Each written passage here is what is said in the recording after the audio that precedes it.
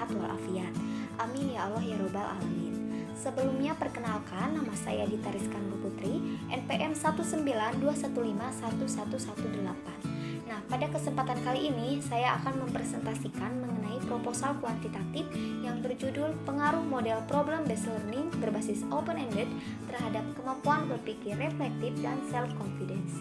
Nah, adapun video ini untuk memenuhi salah satu tugas mata kuliah Seminar Pendidikan Matematika dengan dosen pengampu Bapak Dedi Nurjamil, DRS MPD. Nah, baik, untuk mengefektifkan waktu, mari kita langsung saja ke pembahasannya. Nah, yang pertama yaitu ada latar belakang. Matematika memiliki peranan penting dalam meningkatkan kemampuan kognitif maupun keterampilan lain. Hakikat matematika dalam Dekdiknas tahun 2006 halaman 345 yakni matematika adalah ilmu universal yang mendasari dari perkembangan teknologi modern saat ini yang memiliki peran penting dalam berbagai disiplin ilmu serta untuk memajukan daya pikir manusia. Menurut Rahayu tahun 2007 halaman 2, hakikat pembelajaran matematika adalah proses yang sengaja dirancang dengan tujuan untuk menciptakan suasana lingkungan yang memungkinkan seseorang atau si pelajar melaksanakan kegiatan belajar matematika, dan pembelajaran matematika harus memberikan peluang kepada siswa untuk berusaha dan mencari pengalaman tentang matematika.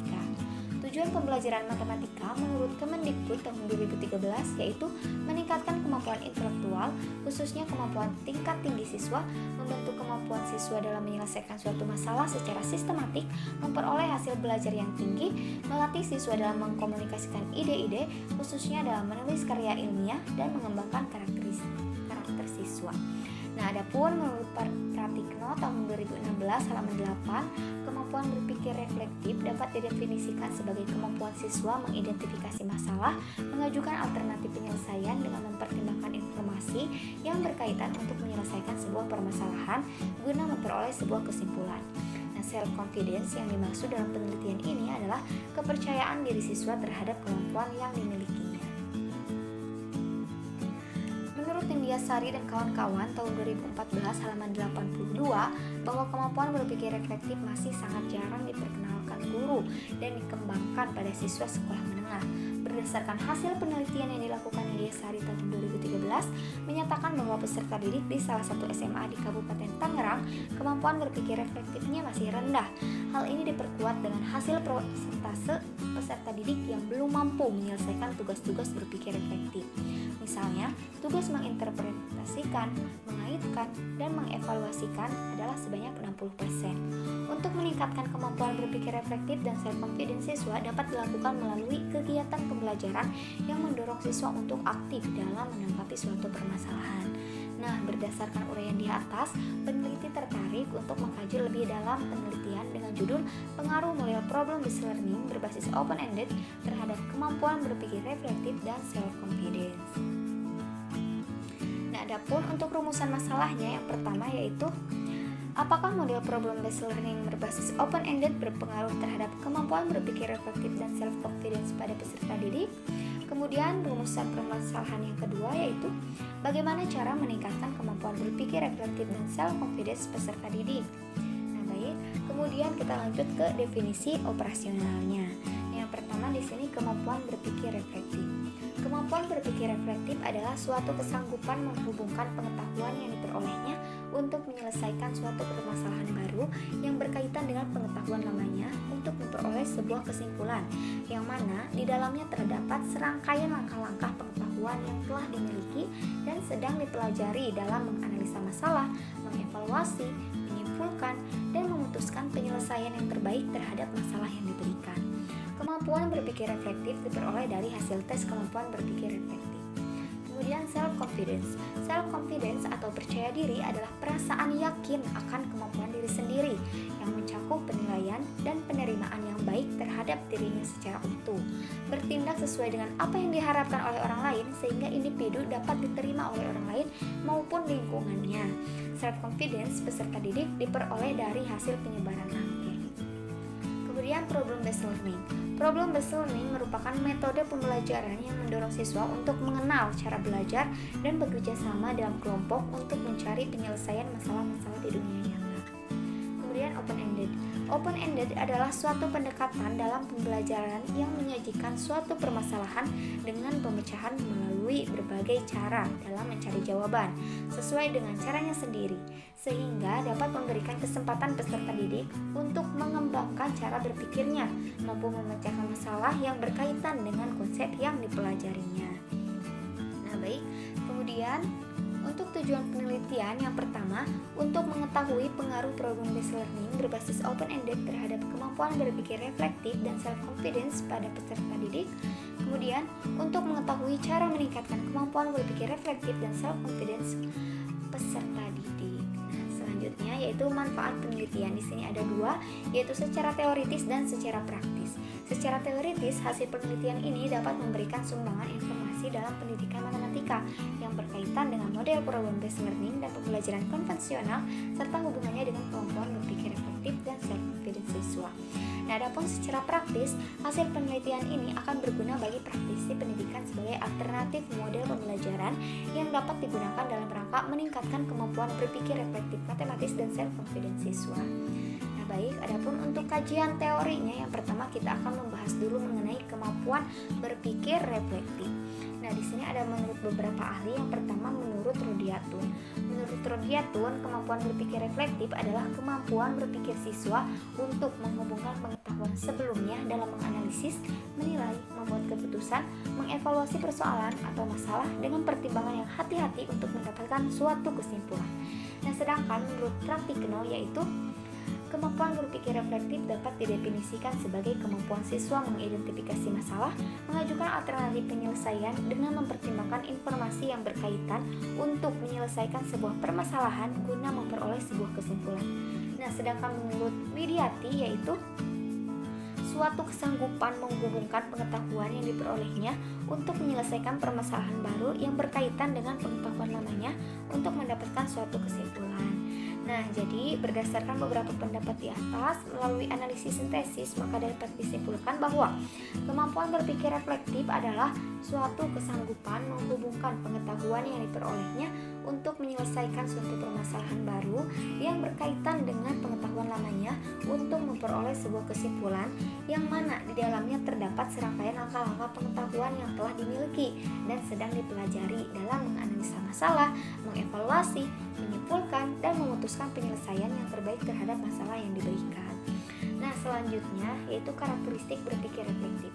Body, Hamilton, dan Swan menjelaskan tentang karakteristik dari berpikir reflektif sebagai berikut. Yang pertama, refleksi sebagai analisis retrospeksi atau mengingat kembali, kemudian sebagai proses pemecahan masalah, kemudian refleksi kritis pada diri, kemudian refleksi pada keyakinan dan keberhasilan diri. Nah, selanjutnya di sini ada indikator kemampuan berpikir reflektif. Yang pertama menurut Nisa tahun 2013 halaman 31, yaitu menyebutkan apa yang diketahui, apa yang ditanyakan, hubungan yang ditanya dengan yang diketahui, mampu menjelaskan bahwa yang diketahui sudah cukup untuk menjawab yang ditanyakan, kemudian menjelaskan langkah yang pernah dilakukan untuk menyelesaikan masalah yang ditanyakan, menghubungkan masalah yang ditanyakan dengan masalah yang pernah dihadapi, menentukan penyelesaian dari yang ditanyakan, mendeteksi kesalahan penentuan jawaban, memperbaiki dan menjelaskan jika terjadi kesalahan dalam menentukan penyelesaian masalah yang ditanyakan, kemudian membuat kesimpulan dengan benar. Nah, selanjutnya menurut Rodiatun tahun 2017 halaman 27, yaitu yang pertama menuliskan sifat-sifat yang dimiliki oleh situasi kemudian menjawab permasalahan, membandingkan suatu reaksi dengan prinsip umum atau teori dengan memberi alasan kenapa memilih tindakan tersebut, kemudian mendeskripsikan jawaban berdasarkan situasi masalah, selanjutnya mempertentangkan jawaban dengan jawaban lain atau merekonstruksi situasi.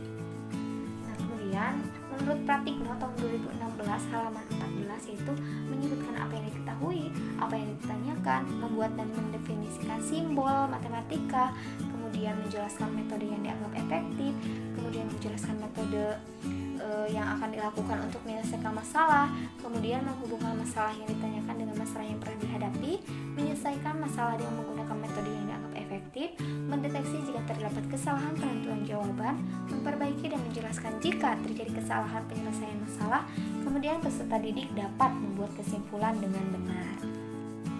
Nah, Selanjutnya, fase atau tingkatan kemampuan berpikir reflektif ada 3. Yang pertama reacting, yaitu berpikir reflektif untuk aksi.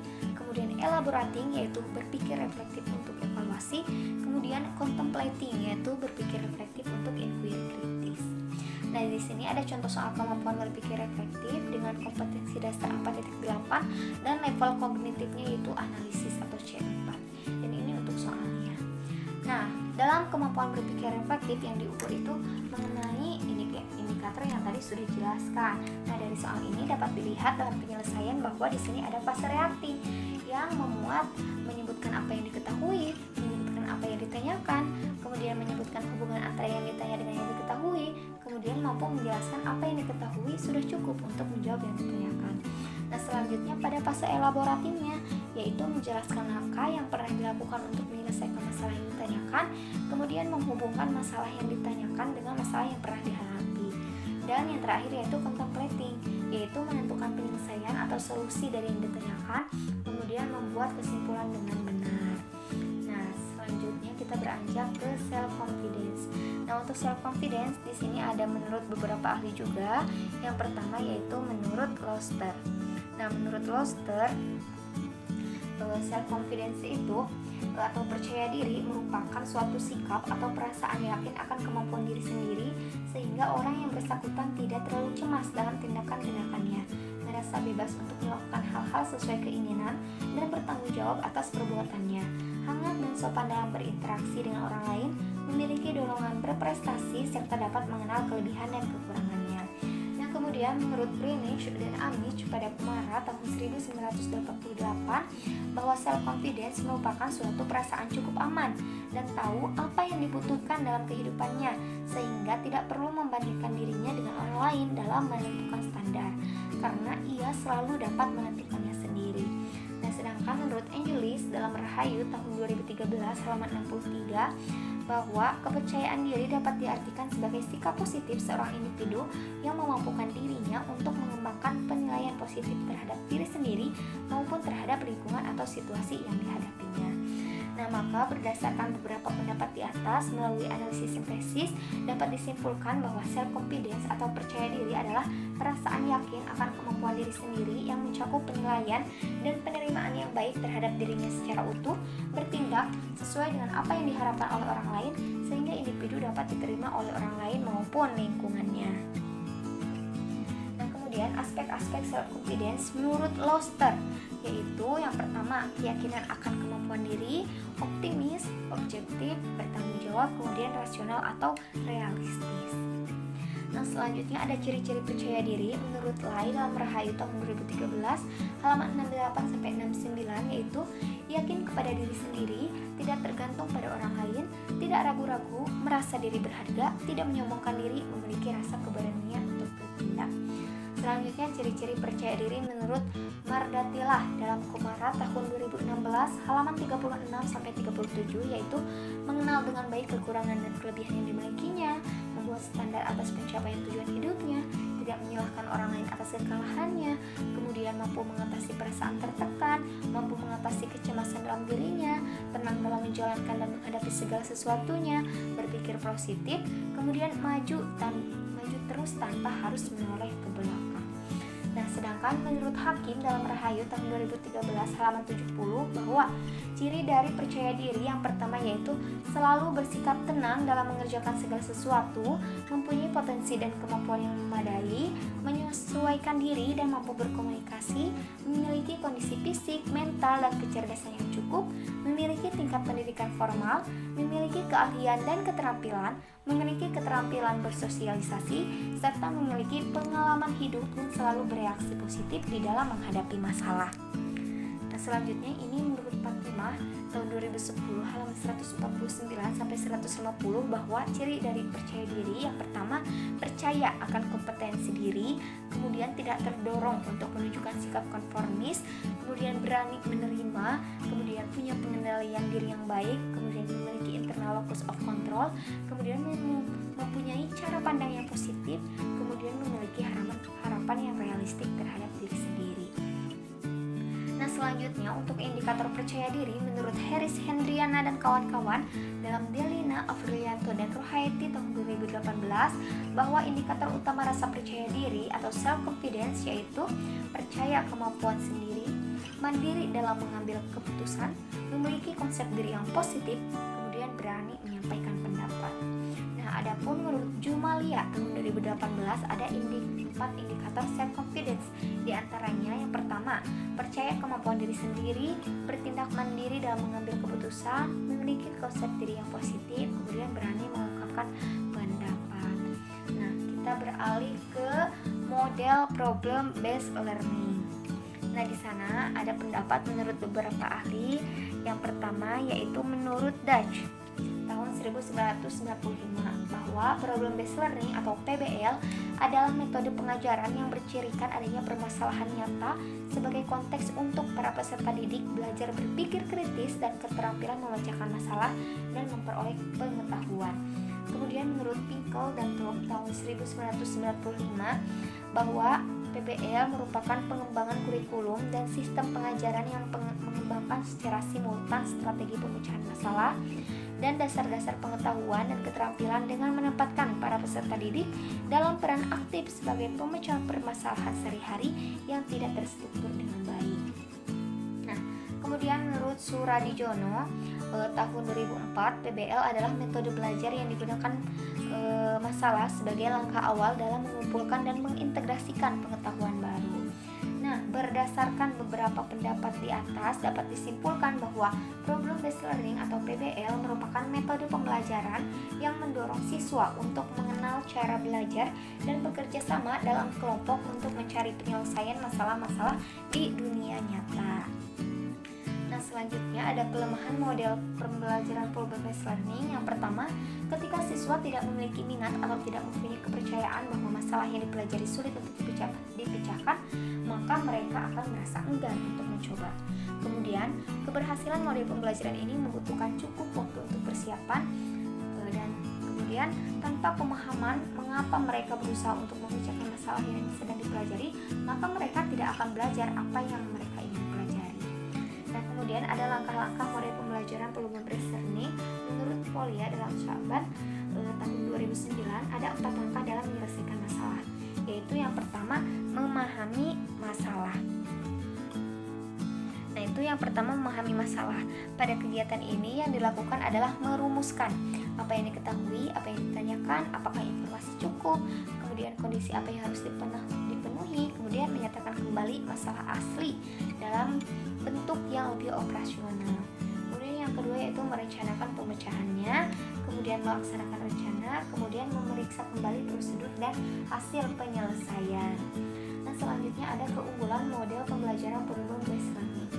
Dwi dan Kate dalam Amir tahun 2010 halaman 32 mengemukakan beberapa keunggulan model pembelajaran problem based learning sebagai berikut.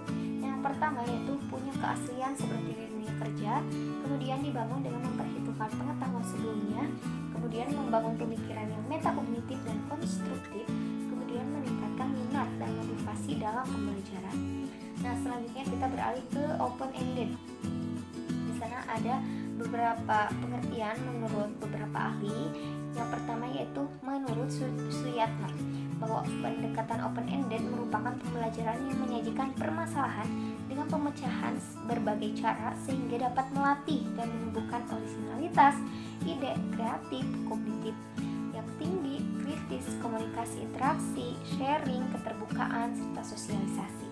Nah, kemudian menurut Agustian tahun 2015 halaman 236 bahwa pendekatan open-ended adalah sebuah pendekatan pembelajaran yang bisa memberikan kesempatan kepada siswa untuk berpikir bebas dalam menyelesaikan suatu masalah sesuai dengan caranya sendiri. Nah, kemudian menurut Cindrayanti tahun 2016 halaman 4 mengatakan bahwa dengan penerapan pendekatan masalah terbuka atau open-ended dimungkinkan siswa untuk mengembangkan cara berpikirnya, menemukan sendiri konsep-konsep yang dipelajari, mampu memecahkan masalah yang berkaitan dengan konsep yang dipelajari, aktif dalam kegiatan pembelajaran, saling bekerja sama satu sama lain untuk memecahkan masalah, dan berani untuk mengemukakan pendapat. Nah, berdasarkan berdasarkan beberapa pendapat tadi, dapat disimpulkan bahwa pendekatan open-ended adalah suatu pendekatan dalam pembelajaran yang menyajikan suatu permasalahan dengan pemecahan melalui berbagai cara dalam mencari jawaban sesuai dengan caranya sendiri, sehingga dapat memberikan kesempatan peserta didik untuk mengembangkan cara berpikirnya, mampu memecahkan masalah yang berkaitan dengan konsep yang dipelajarinya. Nah, kemudian ada karakteristik open-ended, yaitu menurut Suherman tahun 2005 halaman 49 diantaranya. Yang pertama, bersifat terbuka. Terbuka berarti siswa bebas berimprovisasi melakukan kegiatan belajar sesuai dengan jalan pikirannya. Yang kedua, ragam berpikir. Dalam kegiatan pembelajaran terdapat berbagai macam kegiatan berpikir yang bisa dilatih atau dibiasakan. Kemudian keterpaduan. Nah, maksudnya yaitu kebebasan siswa untuk berpikir dalam upaya memecahkan masalah sesuai dengan kemampuan, sikap, minat, dan kondisi emosionalnya. Nah, adapun untuk kelebihan open-ended, menurut Soimin tahun 2014 halaman 112, diantaranya siswa berpartisipasi lebih aktif, kemudian siswa memiliki kesempatan lebih banyak dalam memanfaatkan pengetahuan, kemudian siswa dengan kemampuan matematika rendah dapat merespon permasalahan dengan cara mereka sendiri, kemudian siswa secara intrinsik termotivasi untuk memberikan bukti, kemudian siswa memiliki pengalaman banyak untuk menemukan suatu dalam menjawab permasalahan. Selanjutnya, kelemahan open-ended menurut Soimin diantaranya membuat dan menyiapkan masalah matematika yang bermakna bagi siswa bukanlah pekerjaan yang mudah. Kemudian mengemukakan masalah yang langsung dapat dipahami siswa sangat sulit, sehingga banyak siswa yang mengalami kesulitan bagaimana merespon permasalahan yang diberikan. Selanjutnya, siswa dengan kemampuan tinggi bisa merasa ragu atau mencemaskan jawaban mereka. Kemudian, kemungkinan ada sebagian siswa merasa bahwa kegiatan belajar mereka tidak menyenangkan karena kesulitan yang mereka hadapi. Nah, kemudian ini untuk langkah-langkah open-ended menurut Suherman dan kawan-kawan pada Agustian tahun 2015 adalah: yang pertama, orientasi siswa pada masalah matematika open-ended. Yang kedua, mengorganisasi siswa dalam belajar pemecahan masalah. Kemudian, membimbing penyelidikan. Dan yang terakhir, mengembangkan dan mempresentasikan hasil karya di depan siswa lainnya. Nah, selanjutnya kita akan beranjak ke penelitian yang relevan. Anna Dianti dengan judul Pengaruh Model Problem-Based Learning terhadap Kemampuan Berpikir Reflektif Matematis dan Self-Confidence Siswa. Penelitian ini dilaksanakan di SMP Negeri 22 Bantar Lampung. Hasil penelitian menunjukkan bahwa peningkatan kemampuan berpikir reflektif matematis siswa yang mengikuti model problem-based learning lebih tinggi daripada siswa yang mengikuti pembelajaran konvensional. Sedangkan peningkatan self-confidence siswa yang mengikuti model problem-based learning tidak lebih tinggi daripada siswa yang mengikuti pembelajaran konvensional. Berdasarkan hasil dan pembahasan, diperoleh simpulan bahwa model problem-based learning berpengaruh terhadap kemampuan berpikir reflektif matematis, namun tidak berpengaruh terhadap kemampuan self-confidence siswa.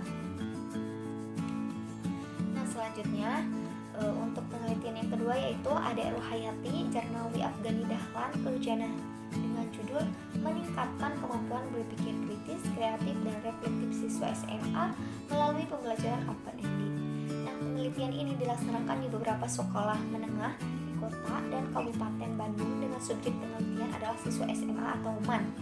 Berdasarkan hasil penelitian diperoleh kesimpulan bahwa yang pertama, kemampuan komunikasi matematik siswa yang mengikuti pembelajaran dengan menggunakan pendekatan open-ended lebih meningkat daripada siswa yang mengikuti pembelajaran matematika dengan model ekspositori.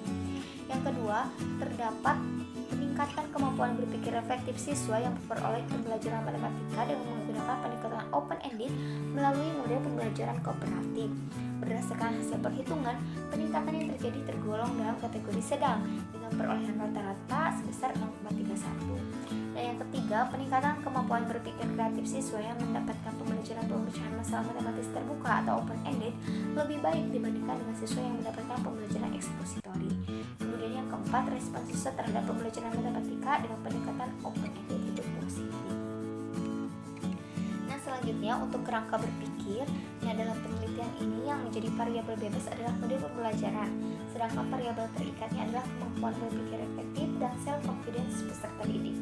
Nah, pada model problem based learning ini, di awal pembelajaran siswa diberikan suatu permasalahan yang kontekstual, yaitu penyelidikan yang membutuhkan penyelesaian nyata dari permasalahan nyata sebagai konteks bagi siswa dalam keterampilan memecahkan masalah dan mengembangkan pengetahuan serta konsep yang telah diperoleh siswa. Tahapan dalam PBL dimulai dengan orientasi siswa pada masalah, kemudian mengorganisasikan siswa untuk belajar, memimpin penyelidikan kelompok atau individu, mengembangkan dan menyajikan hasil diskusi, sampai menganalisis dan mengevaluasi proses pemecahan masalah. Nah, selanjutnya di sini ada hipotesis. Nah, hipotesis di sini ada hipotesis umum dan hipotesis khusus. Untuk hipotesis umum, model problem based learning berbasis open ended berpengaruh terhadap kemampuan berpikir reflektif dan self confidence peserta didik. Nah, sedangkan untuk hipotesis khususnya yaitu peningkatan kemampuan berpikir reflektif siswa dengan model problem based learning berbasis open ended lebih tinggi daripada peningkatan kemampuan berpikir reflektif siswa dengan pembelajaran konvensional. Kemudian selanjutnya kita beranjak ke metode penelitian. Nah, pendekatan penelitian ini adalah pendekatan kuantitatif. Pendekatan kuantitatif artinya informasi atau data yang disajikan berupa angka. Nah, adapun selanjutnya kita menuju ke variabel penelitian. Di sini ada variabel bebas dan variabel terikat. Variabel bebas dalam penelitian ini yaitu model problem based learning, kemudian variabel terikatnya yaitu kemampuan berpikir reflektif dan self confidence. Nah, selanjutnya untuk populasi dan sampel. Populasi pada penelitian ini adalah seluruh siswa kelas 10 SMA Negeri 1 Cineam jurusan IPA yang terdiri dari 4 kelas dari 10 IPA 1 sampai 10 IPA 4. Kemudian untuk sampelnya, penelitian ini akan mengambil 2 sampel kelas dari 4 kelas yang ada, di mana 1 kelas sebagai kelas eksperimen dan 1 kelas sebagai kelas kontrol. Nah, untuk teknik sampling adalah proses atau cara untuk pengambilan sampelnya. Yang pertama yaitu membuat undian dari kertas yang bertuliskan semua nomor untuk masing-masing kelas. Kemudian kertas undian tersebut digulung, kemudian dimasukkan ke dalam suatu tempat. Nah, kemudian undi kertas tersebut hingga terpilih 2 buah nomor kelas. Nah, kedua nomor diundi lagi untuk menentukan kelas eksperimen dan kelas kontrol. Nah, selanjutnya untuk desain penelitiannya. Penelitian ini merupakan penelitian eksperimen semu atau kuasi eksperimen dengan menggunakan kelompok eksperimen dan kelompok kontrol. Variabel bebas dari penelitian ini adalah model pembelajaran yaitu model problem based learning dan pembelajaran konvensional, sedangkan variabel terikatnya yaitu kemampuan berpikir reflektif matematis dan self confidence. Nah, desain yang digunakan adalah the pretest post-test control group design menurut Frankel, Wallin, dan Heyun pada tahun 2012, halaman 270 yang tertera pada tabel berikut. Nah, di sini ada 2 kelompok. Ini kelompok eksperimen atau treatment group dan ini adalah control group. Keduanya diambil secara random. Untuk yang treatment group diberikan perlakuan, sedangkan yang control group tidak diberikan perlakuan. Kita langsung ke teknik pengumpulan datanya. Nah, untuk teknik pengumpulan datanya ada 3. Yang pertama itu wawancara, yaitu cara yang digunakan untuk mengumpulkan data serta menemukan informasi dan permasalahan yang akan diteliti. Teknik ini dilakukan dengan cara memberikan beberapa pertanyaan kepada guru mata pelajaran ataupun siswa untuk mendapatkan informasi tentang proses pembelajaran di kelas dan siswa yang akan diteliti. Nah, kemudian yang kedua yaitu angket, yaitu sejumlah pertanyaan tertulis yang diberikan kepada responden untuk memperoleh informasi tentang pribadinya atau hal lainnya. Nah, yang ketiga yaitu tes, yaitu teknik pengumpulan data berisi soal-soal untuk mengetahui kemampuan berpikir reflektif pada materi rasio trigonometri untuk sudut-sudut di berbagai kuadran dan sudut-sudut berelasi sesuai dengan indikator yang telah dibuat. Nah, adapun untuk instrumen penelitiannya, nah ini untuk instrumen penelitiannya di sini ada 2, yaitu menggunakan angket self confidence, dan ini untuk kisi-kisi angketnya. Semuanya ada 26 ya, ada 26 pernyataan dalam angket tersebut. Kemudian yang kedua yaitu melalui tes kemampuan berpikir reflektif. Dan ini untuk kisi-kisi tes kemampuannya. Di sini ada KD 3.2 KD8 berjumlah 3 soal, kemudian KD4.8 berjumlah 1 soal. Nah, selanjutnya yaitu teknik analisis data. Nah, untuk teknik analisis data itu adalah langkah utama dan penting dalam penelitian kegiatan penelitian kuantitatif. Nah, analisis data yang dilakukan dengan benar dan tepat akan menghasilkan kesimpulan yang benar dan tepat. Teknik analisis data dalam penelitian kuantitatif ini, peneliti menggunakan uji statistik untuk menganalisis data-data yang diperoleh. Yang pertama yaitu ada uji normalitas. Nah, uji normalitas bertujuan untuk mengetahui apakah data kemampuan berpikir reflektif matematis berasal dari populasi berdistribusi normal atau tidak. Nah, untuk rumusan hipotesisnya yaitu H0-nya sampel data game berasal dari populasi yang berdistribusi normal, kemudian H1-nya yaitu sampel data game berasal dari populasi yang berdistribusi tidak normal. Nah, selanjutnya uji homogenitas. Uji homogenitas varians dilakukan untuk mengetahui apakah kedua kelompok data memiliki varians yang sama atau tidak. Nah, untuk rumusan hipotesisnya, uji homogenitas itu adalah H0-nya yaitu variansi kedua populasi sama, dan untuk H1-nya yaitu variansi kedua populasi itu tidak sama. Nah, selanjutnya melakukan uji hipotesis. Nah, uji hipotesis ini yaitu uji T yang dilakukan adalah uji satu pihak, yaitu uji pihak kanan. Nah, seperti itu ya, itu untuk teknik analisis datanya. Jadi ada 3, yaitu uji normalitas, homogenitas, dan hipotesis. Selanjutnya ada waktu dan tempat penelitian. Nah, untuk waktunya, penelitian ini dilakukan pada bulan Maret 2022 hingga bulan April 2022 selama 4 minggu, yaitu 4 pertemuan pelajaran matematika. Nah, untuk tempatnya yaitu penelitian ini dilakukan di SMA Negeri 1 Cineam pada kelas 10 IPA 1 sampai 10 IPA 4. Nah, ini untuk daftar pustakanya sebagai referensi yang mendukung penyusunan proposal kuantitatif ini. Nah, adapun ini untuk lampirannya. Lampiran 1 berisi angket self confidence peserta didik. Nah, ini untuk lampiran yang keduanya yaitu soal tes kemampuan berpikir reflektif. Nah, baik, sekian yang dapat saya sampaikan. Mohon maaf atas segala kekurangannya dan terima kasih atas perhatiannya. Billahi taufik wal hidayah. Wassalamualaikum warahmatullahi wabarakatuh.